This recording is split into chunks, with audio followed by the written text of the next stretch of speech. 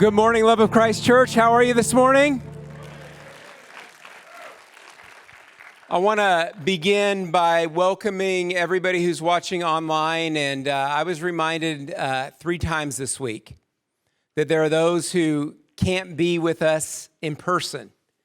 Maybe they're shut in, maybe they're recovering from surgery, just a litany of reasons. But if you're watching today, wherever you're watching from, we want you to know that you're loved, you're thought of, and even though you can't be here in person, you're here with us in spirit, and we are glad that you're here. Amen. Come on, we can give a hand clap for that. Also, I want to welcome our Middletown campus. Can we give a rowdy hand clap for Middletown? We love you guys so much. I've got 2 things vision-wise I just need to touch on before we get into the message, and So the first thing is this. All you second service people, it's good to see you. I'm glad you're here. I hope your chair is comfortable. I hope you got to sleep in a little bit, got enough caffeine in you. Next week is Easter. So if you would do a favor, if this works for you in your schedule, and if it doesn't, I challenge you anyways. Second service is the fuller of our 2 services. So if you have the leeway, all you second service people, to attend the 9 a.m. in Bear next week, that would be preferred. Now, I want you to think of it this way. You're giving up your chair for a purpose. There's somebody who might not know Jesus yet, who might need your seat, your butt print, as it were. So if you will make space for somebody else, I know that there's a blessing in that. So that's all I'm going to say about that. Of course, again, next week is Easter. We've got, they call this Holy Week. It is a Holy Week. At both campuses, we're doing a food outreach. Come on, somebody. So if you know of somebody who is having some struggles, the inflation is for real. Please, please, please give them the information. It's all on our website. It's on our social media. Please let them know about that. Of course, we have Easter. And then the week after Easter, actually, is our baptism service. And so, yeah, you can get excited for that. If you've never been baptized, but you are a believer in Jesus Christ, then it's time. And I want to encourage you that it is time to do so. Maybe you were sprinkled as a child, but you fully understand your faith and what that means. Then I encourage you to sign up and get baptized. It's something that you won't regret. It'll be a defining moment in your journey of faith. All right, that's all I've got on the vision announcement side. Let's jump in to the message. Anybody ready this morning? Let's do this. So we're beginning part 1 of our Easter series called Holy Disruptions. Holy Disruptions. And I want to, let me go back in time. We're going to take the Wayback Machine. And I remember when, I've got wonderful children. I love my kids. But Kate was somewhere around 3 years old, and she realized that she hates jeans. And so, Mom would put some jeans on her, and she would wiggle on the floor and squirm, and she would say, "It feels different." Guess what? This morning's message, it's going to feel different. It's going to hit different. So don't expect the same old, same old. We're talking about holy disruptions. And the Apostle Peter in his epistle said, "I came to stir up your pure minds." I don't want this to be business as usual.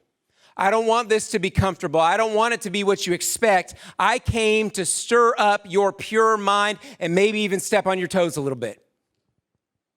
So now are you ready? All right, 3 people are ready. Let's get after it. Now we're talking about holy disruptions. And the truth is, it doesn't matter who you are. We've all experienced disruptions in our life. Every single one of us has had a disruption, a time or 300. Maybe for you, it's a flat tire. You know, you're already running late. You're already cutting it close. You get out to your vehicle and the tire is flat. And your insurance company only takes 3 hours to get somebody out there. Disruptions. How about, oh, this is a good one. How about jury duty? Anybody? I'm so thankful for the judicial process that exists in our nation. Just please don't sign me up for jury duty. It's a disruption to what's normal. How about when the internet goes out? At the Pearson House, this has been the year of internet outages.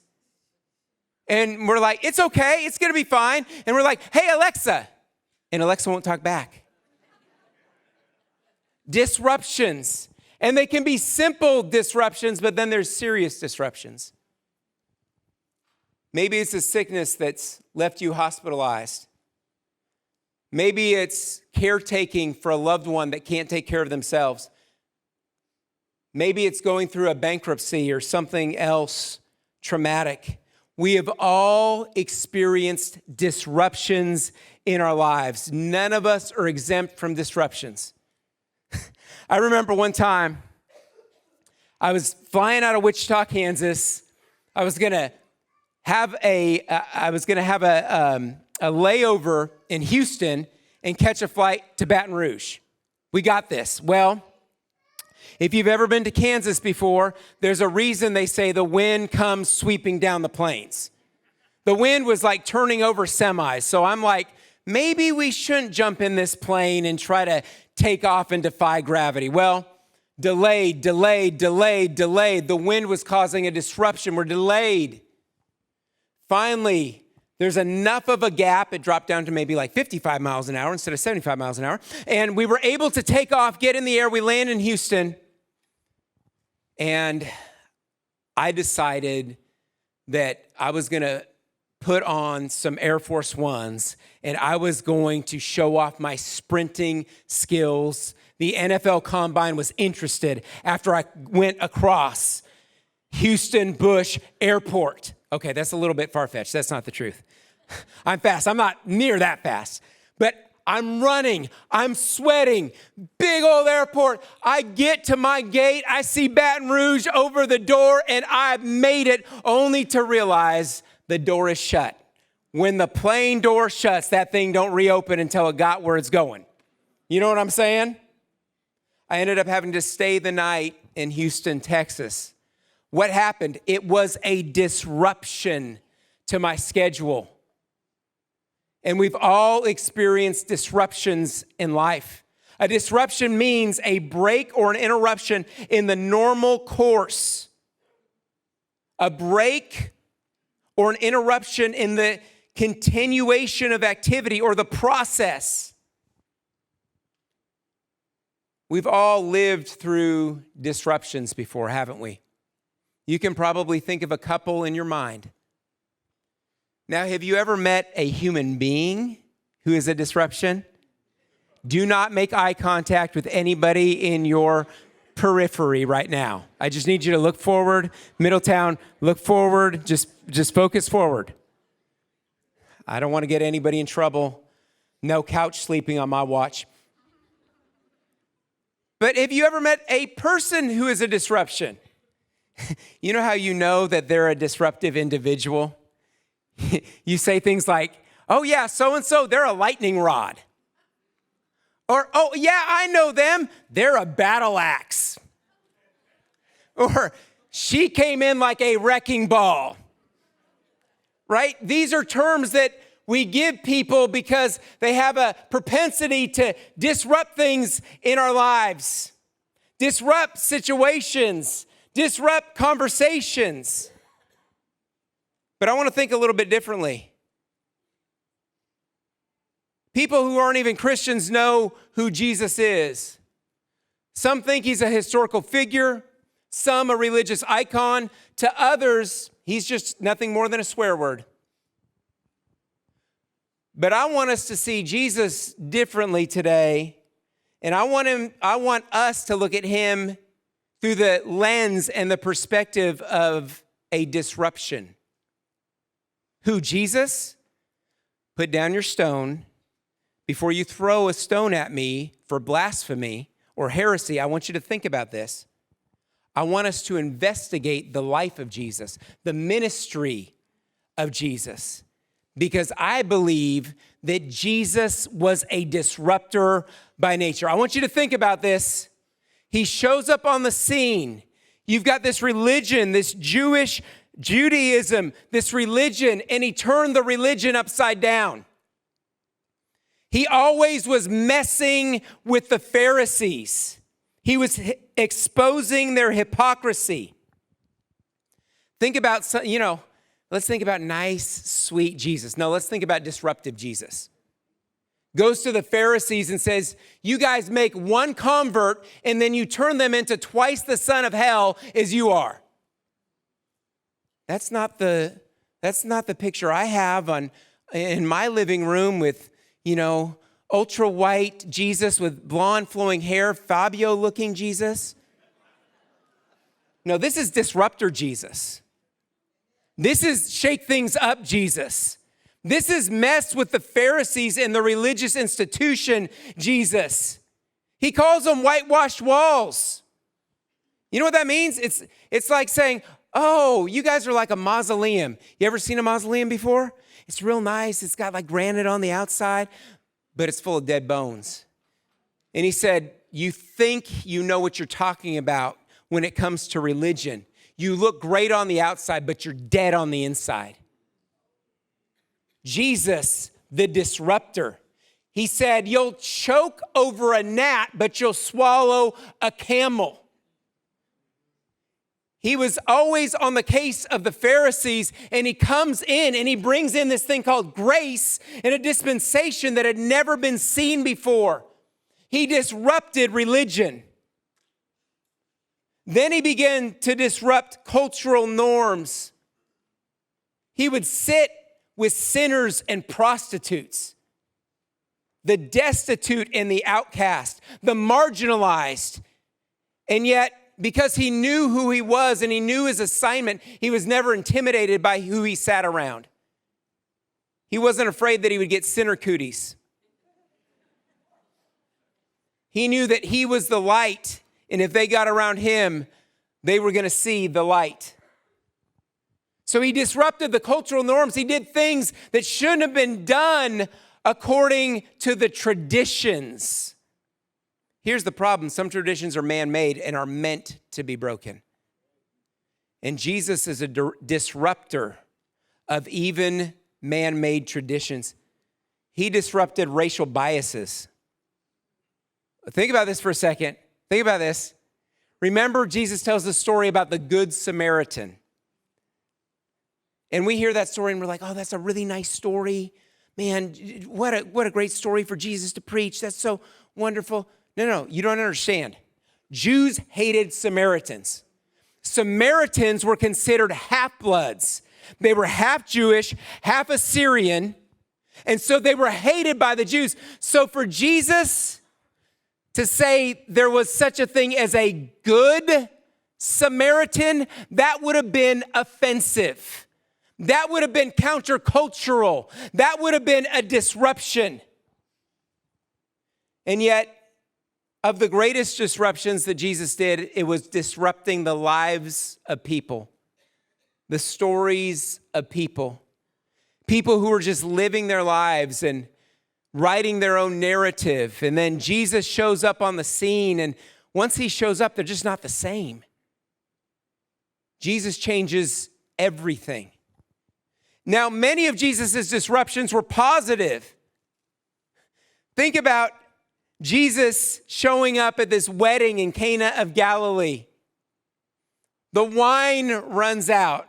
And maybe you haven't been saved so long that you remember what happens to the party when the wine runs out. Okay, don't raise your hand, anybody. Don't incriminate. That was BC, before Christ. It was actually in that culture a party foul that was so grievous you could get sued over it. And yet, Jesus disrupts this wedding. I could only imagine what the servers thought when they scooped up water and they poured out wine. Jesus was a disruptor. There was a funeral dirge happening in this little town called Nain. And Jesus walks in, and all of a sudden, there's a disruption because this young man dead in a casket, Jesus gets him out of there, and a widow, her son, is restored to her. Disruptor. How about Zacchaeus? He's up in a tree. He's just trying to sneak a peek at Jesus. And Jesus stops in his tracks, looks up, knows the dude's name, and says, Zacchaeus, get down here. Salvation is coming to your house today. How many of you know that was a disruption in the lineage, in the legacy, and in the life of Zacchaeus?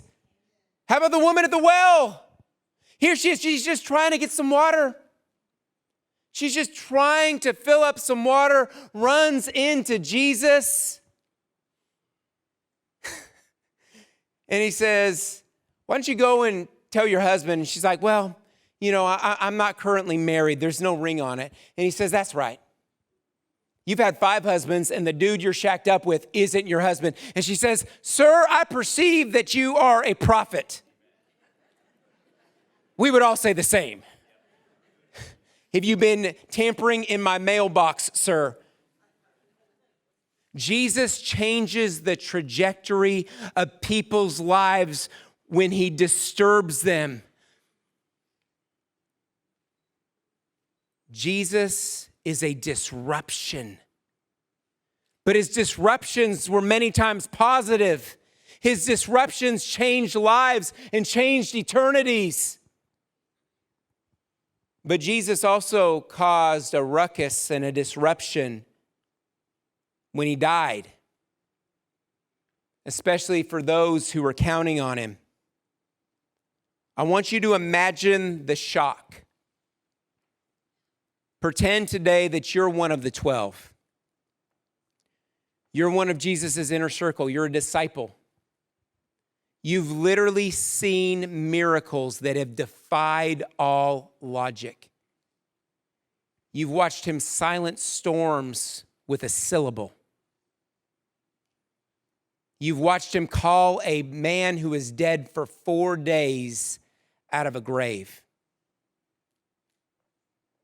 And in this moment, you're shell-shocked because everything that you assumed and everything that you thought, you were a part of his movement, you had done life together, you had broken bread, and all of a sudden your world is turned and flipped upside down.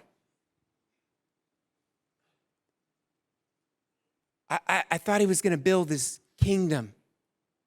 I want you to flip that and look at your own life.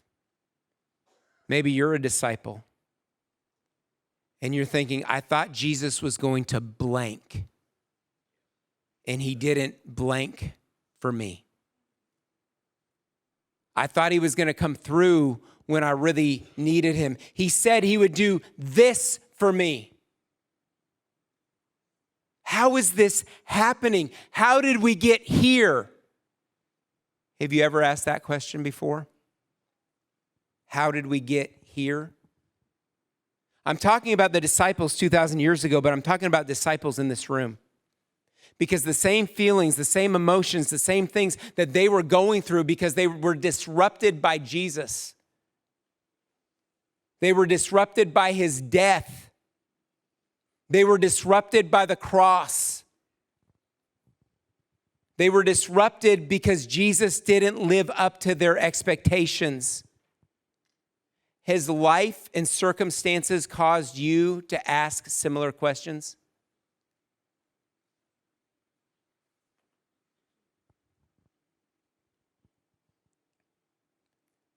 The truth is that relationships fail as a byproduct of unmet expectations.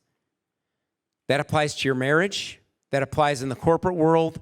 That applies to your parenting. It applies to any relationship. Relationships break and they crumble when there is unmet expectations.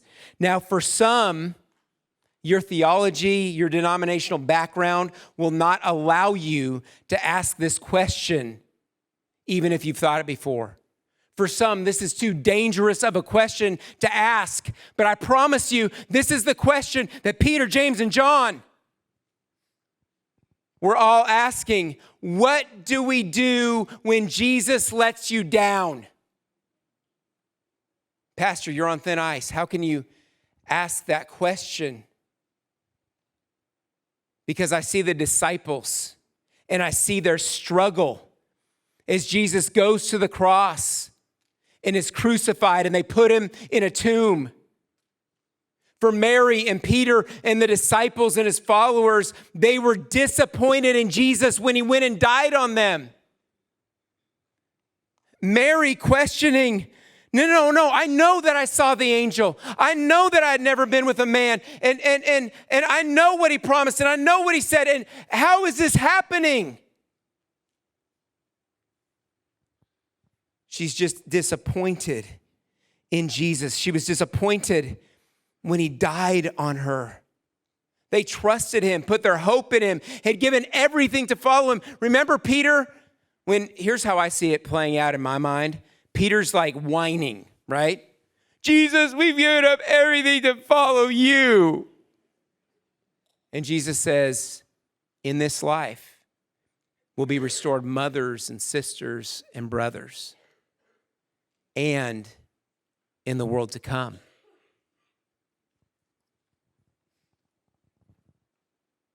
And so they've given up everything to follow him. And he disrupted their lives when he came into their lives. But he also disrupted their lives when he left their lives. James and John, they're fishermen. They're business owners. They're just living their best life. And Jesus comes along and he says, follow me.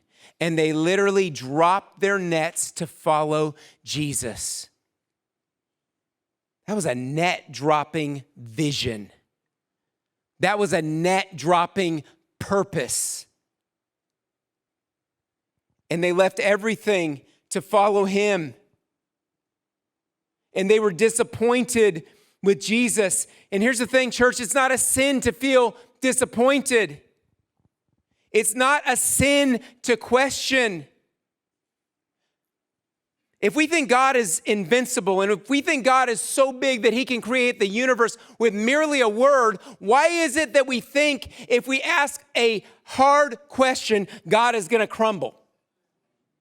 Is Jesus so weak that he can't handle the weight of our questions and our disappointments and our doubts and our fears? I thought the scripture said, cast your care on me because I care for you. I believe that Jesus' shoulders are big enough and broad enough and strong enough to even handle your doubts.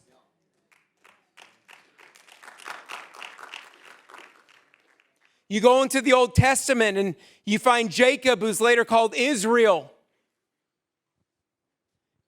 And we find him wrestling with God.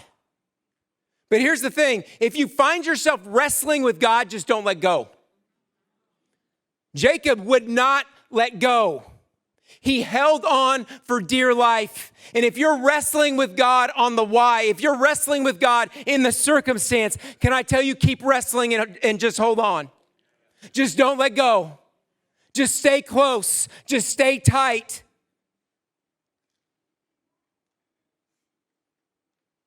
Let's look at somebody else in the New Testament who's having a wrestling match with Jesus. Open your Bibles to Matthew chapter 11 and verse 2. Matthew 11 and verse 2. Reading it out of the NIV, it says, when John the Baptist, who was in prison at that time, heard about the deeds of the Messiah Jesus, he sent his disciples. John is in prison.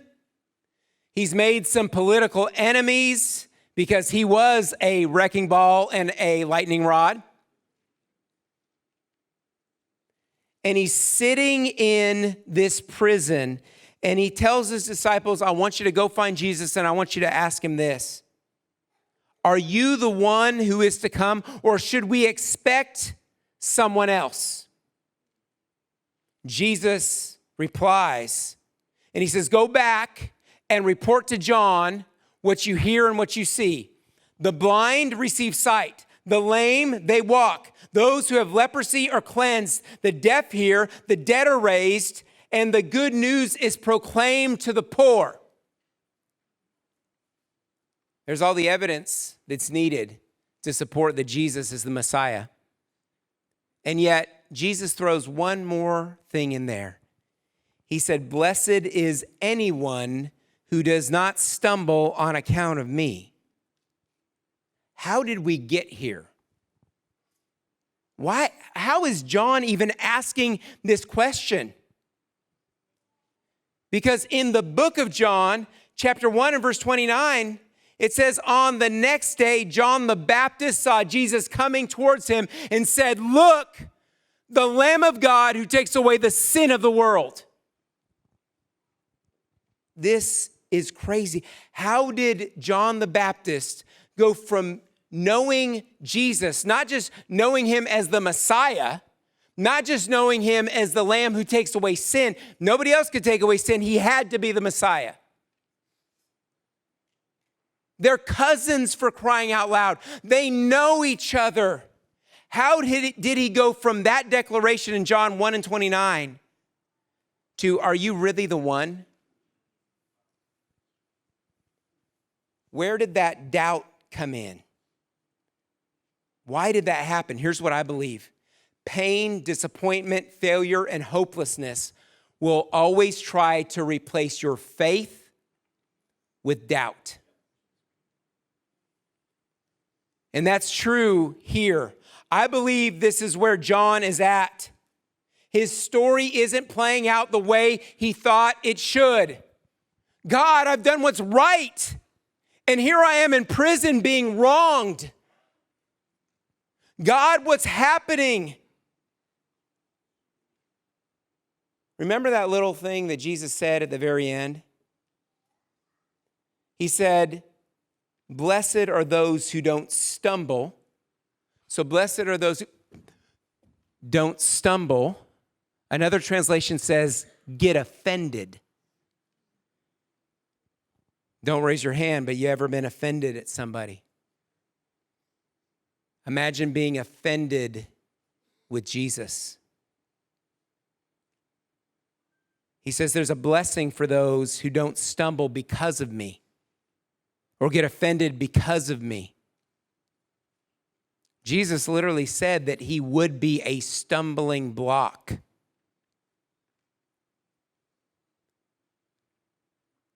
That he would mess with your religion and your tradition. But what is he saying? There's a blessing on the other side of the trial, John.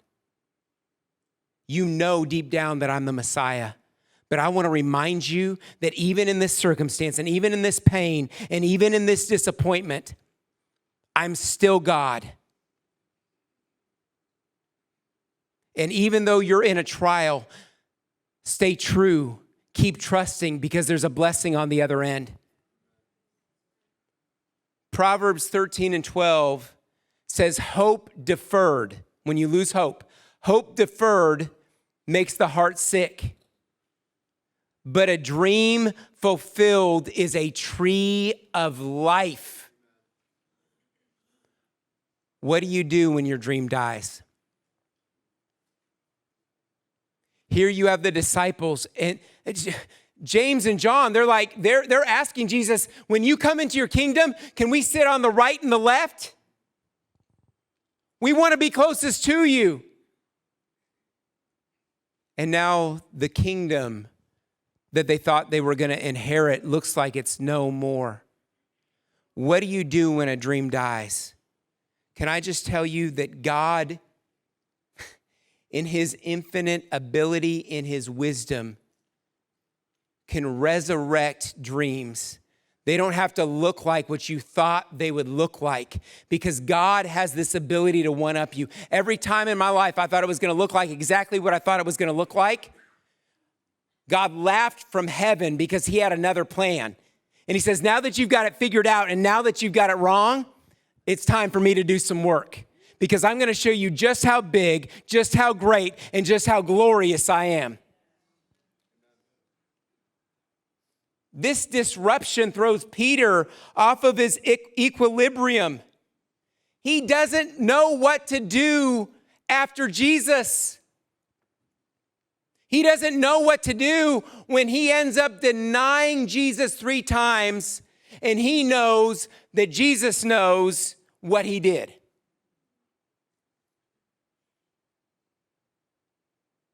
And so what does he do? He goes back to the only life he's ever known.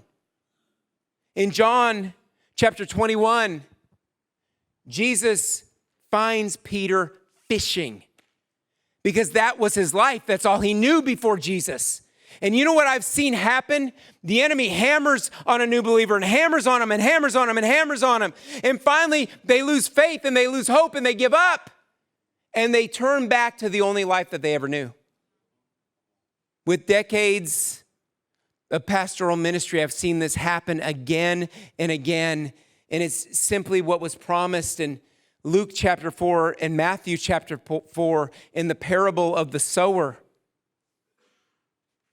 And so Peter goes back to the only thing that he knows. So the question is, can you believe despite the current circumstances? Can you believe when you're tired, when you're wore out, when your energy is low, when your resources are low? Can you still believe? Here's the problem. Tired eyes don't see a bright future. That's why Paul says, don't faint, because if you don't faint in the process, there is a reaping that you will experience. One of my favorite prayers in all of Scripture is this desperate dad trying to save his son. And he goes to Jesus' disciples because he hears that they work miracles. And the disciples are coming off of a high. You know, Jesus sent them out. They were doing some miracles, casting out some devils, doing some really crazy stuff. And they're like, yeah, we got this. No, you don't. And though the disciples tried, they couldn't get this evil spirit out of this boy. And we know that it wasn't just natural epilepsy, because it would only happen at times where it would kill the boy. It would only happen when he got too close to a fire, and it would try to throw him into a fire. It would happen when he got close to the water, and it would try to drown him. And Jesus says to this desperate dad, he says, you know what? It's going to be okay. All you got to do is believe. Just believe. And here's the dad's response in Mark chapter 9 and verse 24. It said, immediately the boy's father exclaimed, I do believe. And without a period to separate that sentence, it says, help me overcome my unbelief. Jesus didn't take off his belt and whip him for doubt. He didn't shame him. He still healed the boy.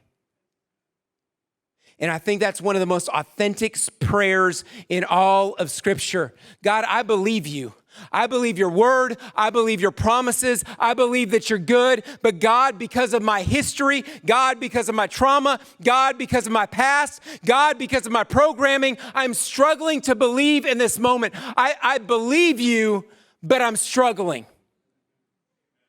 God can handle your struggle. He's not afraid of your struggle. He's strong enough, church, for your struggle. Can we finally be honest with God? Because if we really believe that God is omniscient, he knows all, he knows everything, including, according to Hebrews, the thoughts and intents of our heart. So if he knows our innermost thoughts, we're not going to fool him by acting like we can't ask that question. Asking like he's going to get upset with us. No, God can handle the tough stuff. He is God. If he can create the universe with a syllable, I promise you, he can handle your wrestlings and your strugglings and your doubts and your questions. But the question is, can you be honest with him? Can you be real with him? Can you go before your Father and let your heart cry out and say, God, I love you, but I'm struggling. God, I don't know if this is going to change. God, but I love you anyways. When Paul goes to God yet again because he's got a thorn, we don't know what the thorn was. You can prognosticate as much as you want. We don't know what that thorn was. But he said, God, I'm struggling with the thorn, but God's response is, my grace is sufficient. What is he saying? I will empower you even through the thorn. I'll carry you despite the thorn.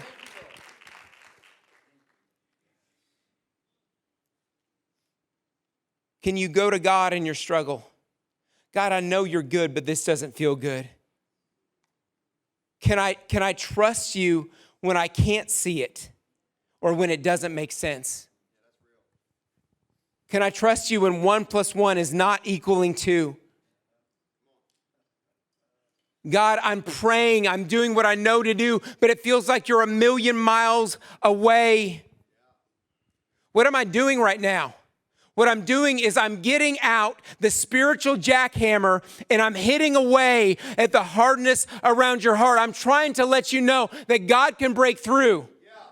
I'm trying to let you know that don't let your theological background, don't let your denomination, don't let you can't pray that way or how dare you, that's blasphemy. No, I want you to know that you've got a Father in heaven who knows you, who loves you, and who can meet you where you're at.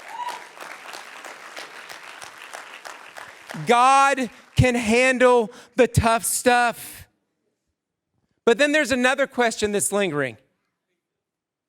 How did injustice win, God?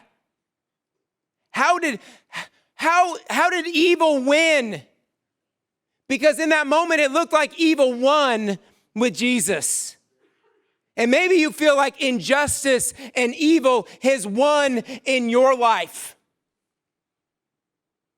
What do we do with that? How did these jealous, envious, false religious, pious, legalistic, manipulative hypocrites get Jesus on that cross? How did evil win? What did Jesus do to deserve this? Nothing. And that's the point. He carried our sin because we did deserve it.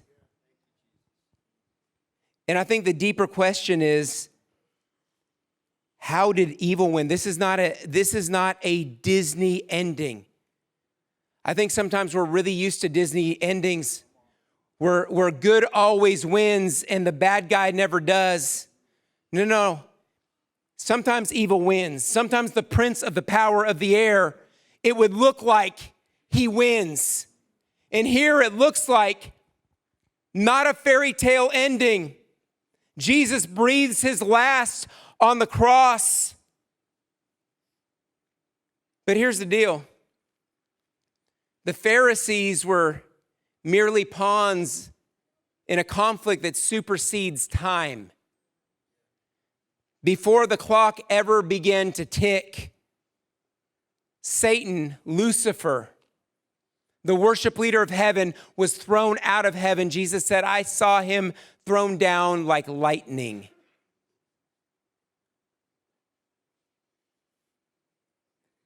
I don't understand anti-Semitism because some people blame the Jews for Jesus. Why would you blame somebody for doing the greatest thing in all of history? Why would you get upset with somebody? It wasn't the Jews that put Jesus on the cross. It was hell and its minions that put Jesus on the cross. They were just pawns being used in a scheme. The Jews were just the mechanism to get Jesus there. The real battle was in the unseen spiritual realm.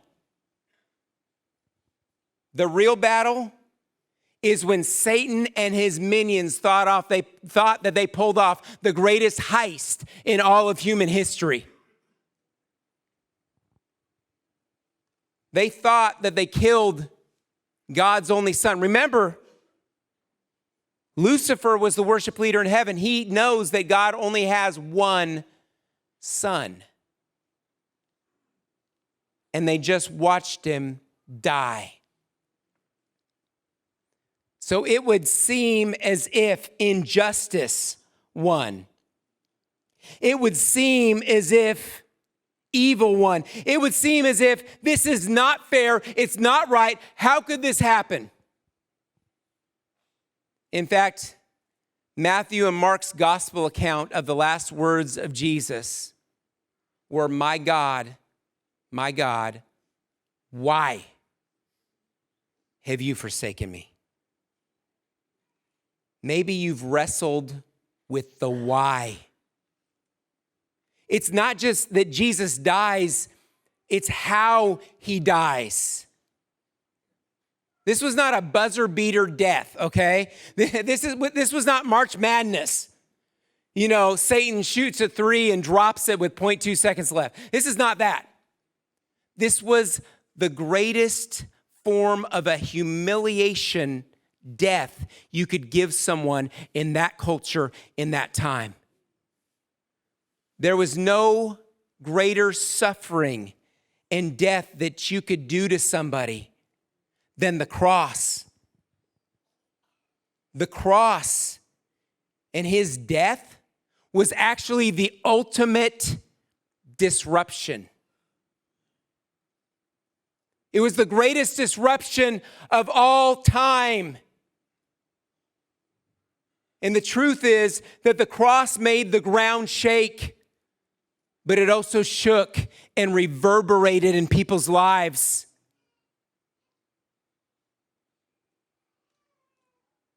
Jesus was a disruptor. And the greatest disruption that he ever brought to the planet was the cross. And the truth is, the cross is still disrupting people's lives today. Virtually 2,000 years later, the cross is still messing things up, messing people up, turning people's worlds upside down. So when Jesus was hung high and stretched wide on that cross, the greatest disruption in history began to take place.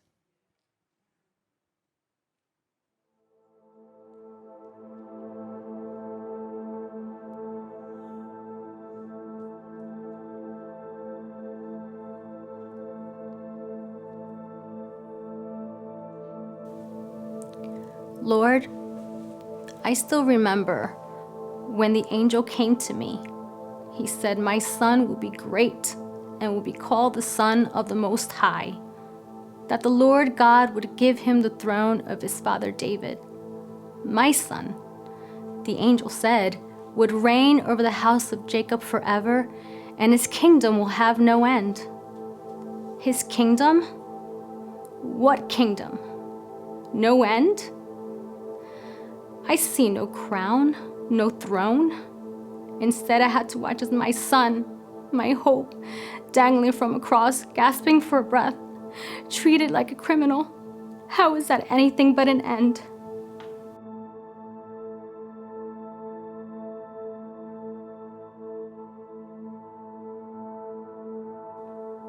I watched him walk on waves in the middle of a storm and tell it to stop.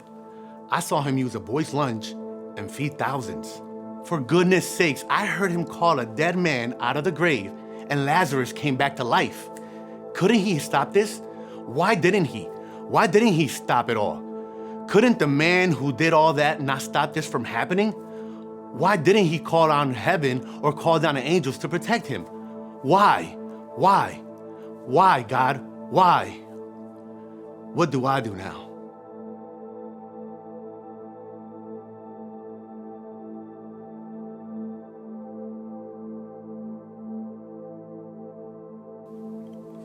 He claimed he was a king. But the people hated him. They wanted him dead. He said he was the Son of God, but he couldn't even carry his cross alone.